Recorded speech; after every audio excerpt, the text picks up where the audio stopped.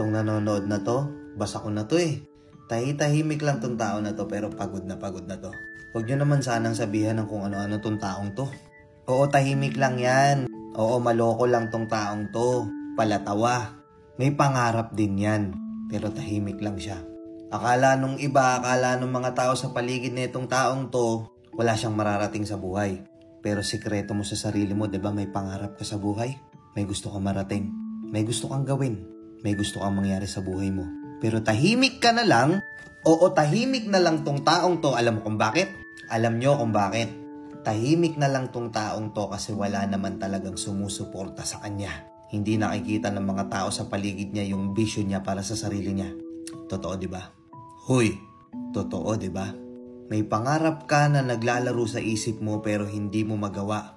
Nawawalan ka ng pag-asang ituloy. Kasi minsan pa nga, 'di ba, ultimo magulang mo walang tiwala at hindi naniniwala sa kung anong gusto mong mangyari. 'Di ba? Yung pinag-isipan mo na ng maraming beses yung mga bagay na gusto mong gawin pero hindi mo magawa-gawa kasi ultimo magulang mo hindi naniniwala sa pangarap mo. A moment of silence, medyo mabigat yung sinabi ko. Hindi lahat ng magulang ganito. Hindi lahat ng tao sa paligid mo ganito. Pero oo, hindi lang magulang mo, pati partner mo.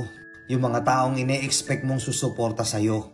Hindi sila maniniwala sa kung anong gusto mong gawin kahit na pag-isipan mo na yun ng maraming beses. Pagtatawanan ka lang nila. Sasabihin lang nila sa'yo, baka nahihibang ka lang. Hindi yan para sa'yo.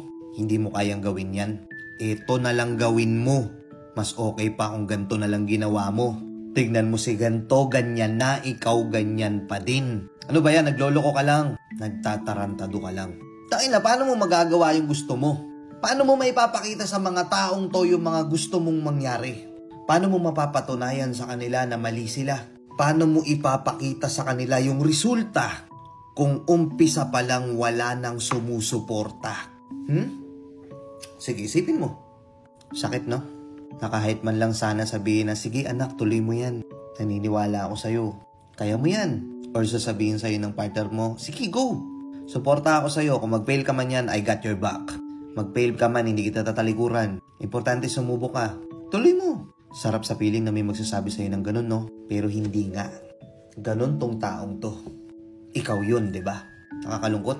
Minsan may mga bagay tayo na gustong-gusto natin gawin. Porsigido na tayong umpisahan. Kailangan lang natin ng konting push. Kailangan lang natin ng kahit konting suporta.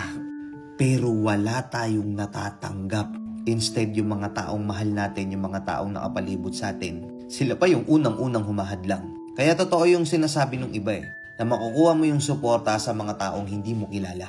Pero yung mga nandyan, mga kamag-anak mo, asawa mo, magulang mo, kapatid mo, sila pa yung uunang hadlang sa'yo. Hindi lahat ganun, pero oo nangyayari to. At ikaw na nakaka-relate dito, totoo to, lahat ng sinabi ko, di ba? Hirap. Pero ako na nagsasabi sa'yo, minsan din akong nangarap. Minsan din akong lumaban sa pangarap ko kahit wala nang tumutulong sa akin. Kahit wala nang sumusuporta.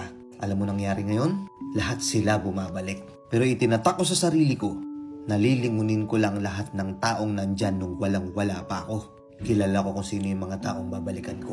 Nakuha mo? Let's go and peace out.